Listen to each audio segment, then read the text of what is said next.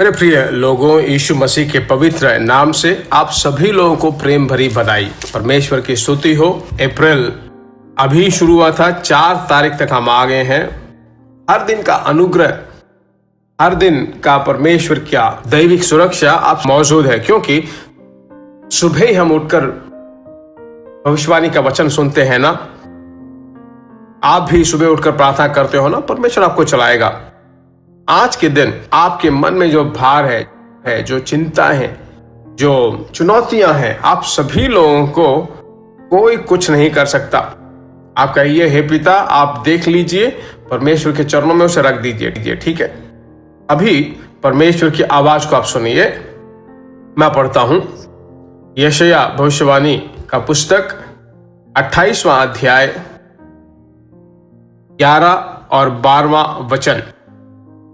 वह जो इन बातों से परदेशी होठों और विदेशी भाषा वालों के द्वारा बातें करेगा, जिनसे उसने कहा विश्राम इसी से मिलेगा, इसी के द्वारा थके हुओं को विश्राम दो। परमेश्वर का वचन यह बताता है कि उससे हम बात करें। हिंदी में बात करना, अंग्रेजी में बात करना, वो अलग बात है। जो भाषा उसने दिया, वह भाषा उसके द्वारा दिया गया, वह भाषा वही अन्य भाषा है। अंग्रेजी में कहते हैं ना, स्पीकिंग इन टंग्स। तो उस अन्य भाषा को, नए भाषा को, उससे बातें करना ही बचाता है, क्योंकि हम हर दिन उसके साथ सफर करते हैं। उसके साथ सफर करते करते उसकी भाषा में अगर बोले तो कितना अच्छा लगेगा। हिंदी भाषा बोलने वाले भाई के साथ जो अगर मैं हिंदी में बात करूं तो उनको और खुश हो जाएंगे, क्योंकि हमारी भाषा में बोलते हो। विदेश में जाए तो वहां पर एक हिंदी भाषा बोलने वाले या तमिल भाषा बोलने वाले किसी व्यक्ति से मिले तो और खुश हो जाते हैं ना।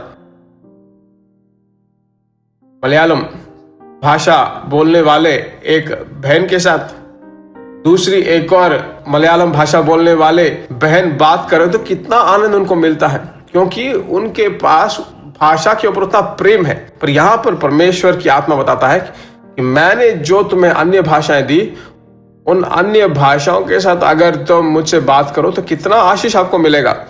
इसलिए कहा गया है, इन लोगों ने परदेशी होठों और विदेशी भाषा बोलने वाले के द्वारा बातें करेगा। कभी कभी ऐसा लगता है कि ये जो है टट्ठा करते हैं, अभिषेक के उस सामर्थ को न जानते हैं ना, वे लोग उसकी टट्ठा करते हैं, मजाक उड़ाते हैं। और अगला वचन क्या बताता है, जिससे उसने कहा विश्राम ही से मिलेगा, विश्राम ही से मिलेगा, इसी के द्वारा थके हुए को विश्राम दो। जिंदगी में थका हुआ मनुष्य, हर तरफ मुसीबत, घर में मुसीबत, दोस्तों के साथ एक तरह की मुसीबत, रिश्तेदारों से मुसीबत, काम करने वाले स्थान पे मुसीबत, एक या दो इन दिनों में ऐसे मुसीबत में फंसे हो तो मैं कहता हूं अकेले में जाकर अन्य भाषा में बोलकर प्रार्थना करो तो आपकी आत्मा में एक विश्राम पाओगे। आत्मा में विश्राम पाने के बाद शरीर में एक चंगाई होगी। अगर लेटोगे तो अच्छी तरह आप सो पाओगे। इसी को परमेश्वर के लोगों आत्मिक विश्राम कहते हैं, और परमेश्वर यही आपको देने के लिए सामर्थ भरा है। आपको क्या करना चाहिए?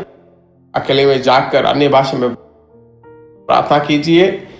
ऐसे ही प्रार्थना करते हैं, हमारे प्यारे परमेश्वर, आकाश और पृथ्वी पर सभी अधिकार पाए यीशु राजा, तेरे बच्चे तेरे आत्मा के द्वारा आनंदित हो, विश्राम करे। 5 साल पहले जब तुमने दिया, वही भाषा को लगातार न बोलकर अक्सर नई नई भाषाओं को तेरे पास से वो पाने लगे, बात कर करके, बात पर करके आत्मिक विश्राम को पाए, आत्मिक संतोष से भरे। वैसा ही करने वाला है पिता। उनके मन में दैविक प्रसन्नता, एक दैविक विश्राम अब नहीं बल्कि आने वाले दिनों में देखकर तुम्हें योग्य बना।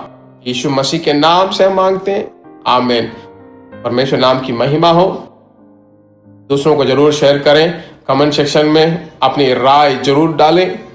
ठीक है, एक दूसरे के साथ प्रार्थना करते हैं। जीसस मीट्स के लिए प्रार्थना कर रहे हो, थैंक यू। मेरे लिए भी प्रार्थना करें, ना भूल जाए। फिर हम मिलेंगे। God bless you. प्रिय भाइयों और बहनों, आशा करते हैं कि यह संदेश आपके लिए आशीष का कारण बना होगा। और ऐसे संदेशों को सुनकर आशीष पाने के लिए जीसस मीट्स मिनिस्ट्री नामक हमारे YouTube चैनल को सब्सक्राइब करें और प्रार्थनाओं और सलाह के लिए हमें संपर्क करें। हमारा फ़ोन नंबर 9841252836 और 7299546363। Email gpsrobinson@hotmail.com। परमेश्वर आपको आशीष दे।